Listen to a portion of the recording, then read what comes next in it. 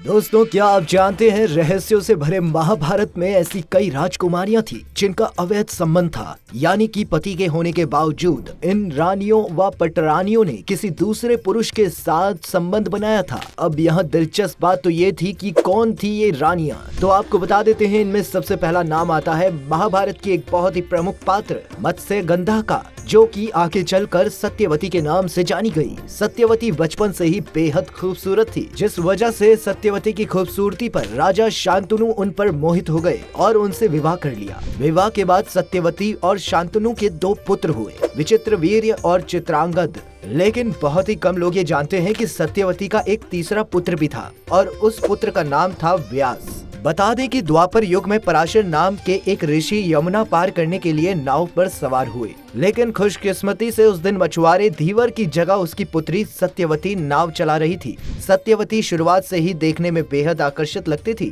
ऋषि पराशर भी उनकी खूबसूरती को देखकर कायल हो गए और उनसे संबंध बनाने की इच्छा जताई, लेकिन सत्यवती इस बात से साफ इनकार कर देती है और कहती है कि विवाह के पहले संबंध बनाना धर्म के बिल्कुल खिलाफ है। पराशर ऋषि फिर भी नहीं माने और उससे बार बार प्यार करने का निवेदन करने लगे। आखिरकार अंत में आकर सत्यवती उनके साथ संबंध स्थापित करने के लिए मान जाती है, लेकिन उससे पहले सत्यवती ने ऋषि के सामने 3 शर्तें रखती थी। पहली ये कि उन्हें ऐसा करता कोई ना देखे। ऐसे में तुरंत ही ऋषि पराशर ने उस जगह को एक सुनसान द्वीप में परिवर्तित कर दिया जहाँ पर कोई भी नहीं था।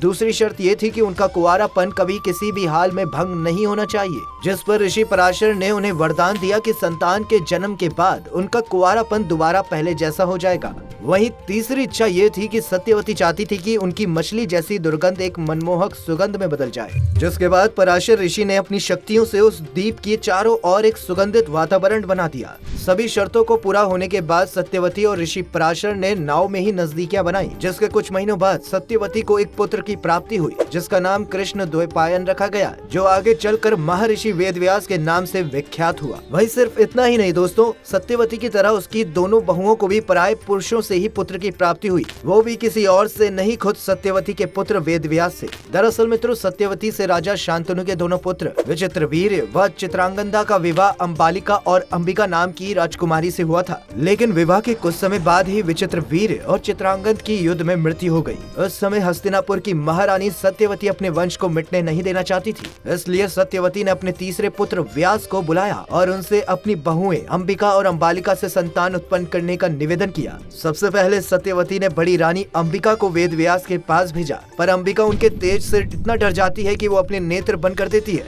जबकि छोटी रानी अंबालिका वेदव्यास को देखकर सहम उठी। जिसके बाद वेदव्यास वापस लौटकर अपनी माँ सत्यवती को बताते हैं, माता, अंबिका को बेहद तेजस्वी पुत्र होगा, मगर नेत्र बंद करने के कारण वो अंधा होगा। वहीं अंबालिका की गर्भ से रोग से ग्रस्त पुत्र होगा। ये सब सुनने के बाद माता सत्यवती ने बड़ी रानी अंबिका को दोबारा वेदव्यास के पास भेजा, लेकिन इस बार बड़ी रानी ने खुद ना जाकर अपनी दासी को भेज दिया। दासी बिना किसी संकोच के व्यास के सामने से गुजरी, जिसके बाद व्यास ने अपनी माता सत्यवती को आकर बताया कि इस दासी के गर्भ से एक यजमान पुत्र का जन्म होगा, जिसका नाम विदुर रखा जाएगा। वहीं अंबिका से धृतराष्ट्र और अंबालिका से राजा पांडु का जन्म हुआ। अब बात करते हैं महाराजा पांडु की पत्नी कुंती की, जिन्हें लगभग हम में से सभी लोग जानते ही होंगे। लेकिन जब कुंती कुंवारी थी तब उनके यहाँ एक दुर्वासा ऋषि आए थे। कुंती ने दुर्वासा ऋषि की खूब सेवा की थी और उनकी सेवा से प्रसन्न होकर दुर्वासा ऋषि ने कुंती को एक पुत्र मंत्र दिया था और ये कहा था कि वो इस मंत्र की सहायता से जब चाहे किसी भी देवता का आवाहन करके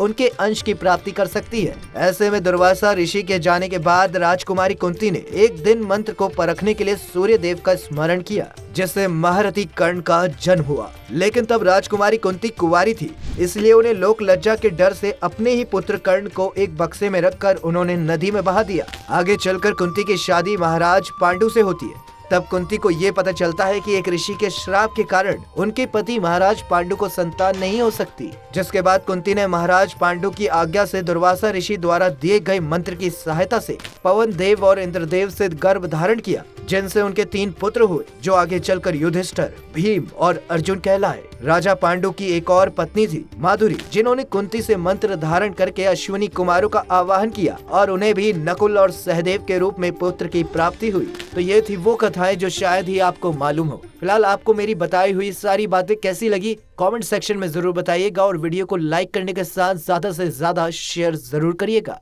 धन्यवाद।